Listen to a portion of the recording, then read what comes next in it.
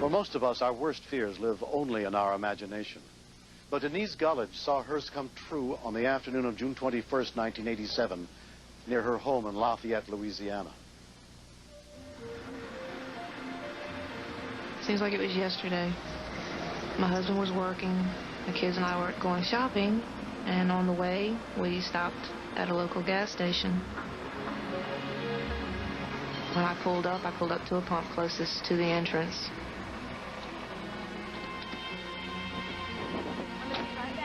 I got out alone at first and left the kids in the car.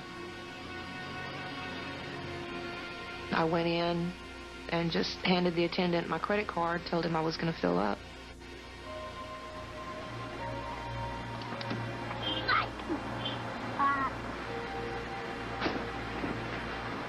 What you doing?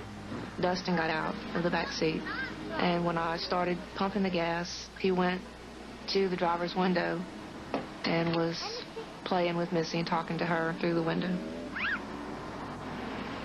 It was a very hot day, and I intended on leaving her in the car long enough to go in and sign the ticket. So I decided I would go ahead and start the car and turn on the air conditioner so that she would be cool in the car.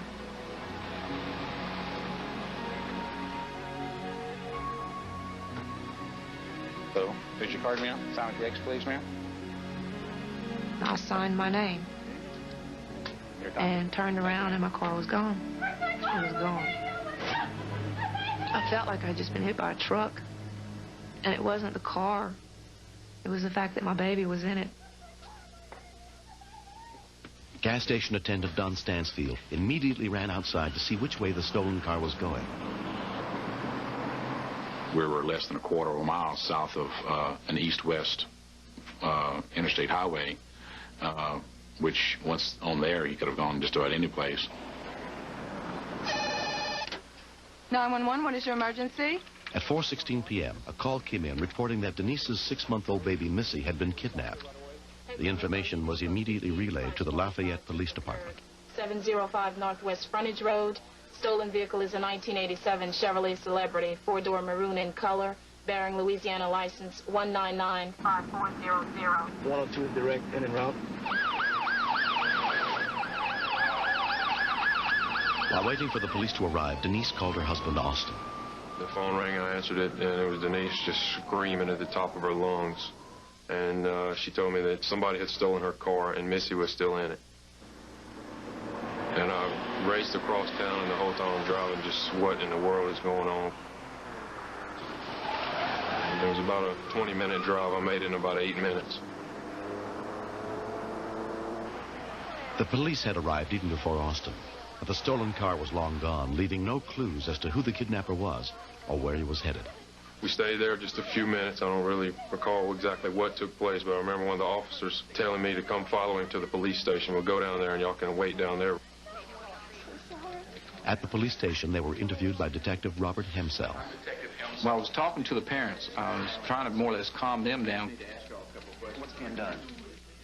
And all the time I'm thinking, okay, 20 minutes have passed. This man could be 20 miles away. At that particular time, it was really growing slim. From 30 minutes to an hour, if you don't find the child, your odds are very slim. I felt like he was getting away, and they weren't going to find him in time.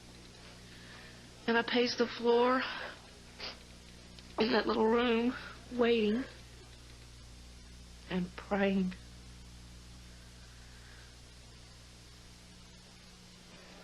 Detective Hemsell put out an all-points bulletin, complete with a description of baby Missy and the car, to every police department within 100 miles of the city. At that particular time, that's all we could do. It's just a waiting game from that point because we had done really and truly everything we could do in searching the area. Less than a half hour later, Thelma and Sanders Wyatt were 15 miles outside Lafayette on their way to visit family. We noticed a car had stopped on the side of the road. Now, what's that man doing now? So I told my husband, I said, it's a funny place to stop there for if he has trouble. So as we were getting closer, he went around and he got in the car and just rushed off.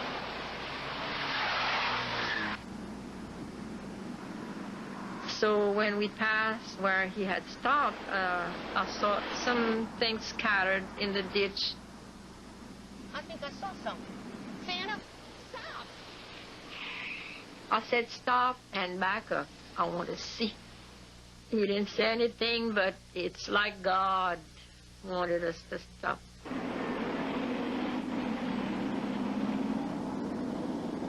Okay, stop.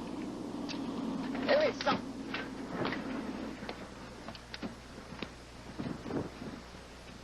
And I jumped out of the car and picked up the little baby. And then I said, I can't hold her anymore. I was so nervous, and the baby was screaming. So there was a truck coming down the road. I said, flag them down, and they're going to help us, because I was afraid to stay there with the baby by myself. I was afraid that man would come back. Local police and paramedics from St. Martin were sent to the scene. The baby girl was not injured. There was no way of knowing who she was, but they did notice she was wearing one corrective shoe. Aware of the All Points bulletin about a missing baby in Lafayette, rescue workers contacted the police there. While I was talking to the parents, I got a call to go to the communications room. Hey, Brenda, what do you got on the phone? St. Martin Parish Sheriff's Office. And they described the exact clothing that the mother had given me. And when I went in and told the mother, the descriptions matched. It was just like, she was hysterical again, but it was different. She was crying, but to me she had like maybe tears of joy. It was happiness, when before it was just pure fright. One of the sheriff's deputies showed me a picture and asked me if that was her. And it was. As soon as I walked through the front door, I heard her crying. And there was a nurse, and I immediately ran up to the nurse and just took her from her. And I remember hearing somebody behind me saying, "It's okay, she's the mama." I felt like I was never going to put her down.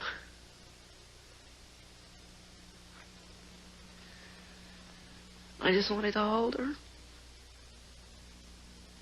It was just a total feeling of it's over and there's no more pain, nothing to worry about. She's okay, she's fine. I can't describe how it's almost as bad as the hopeless feeling to start with. Just a feeling of joy, I guess, that she's all right. Everything's going to be all right. No one was ever convicted of the kidnapping of baby Missy. 3 years have passed, but for the Gullidge family, the memories are still vivid. I don't want anybody to feel what I felt that day. And it's not something that I've forgotten. I think about it every day. You never leave a child alone in a car. And it's going to haunt me for the rest of my life. And I want to scare somebody so that it doesn't happen to them. Missy and her family have grown close to Thelma and Sanders Wyatt. I realized that if it weren't for the Wyatts, it would have been days, if not weeks, before she was found. And she would not have survived in that ditch. I love her just like my grandchild. I feel just like, she was like mine. Like she was my grandchild, or even more, because I saved her life. My mom, she said that every day she thanked God for nosy people. Because if she wouldn't have been nosy, we probably wouldn't have Missy here today.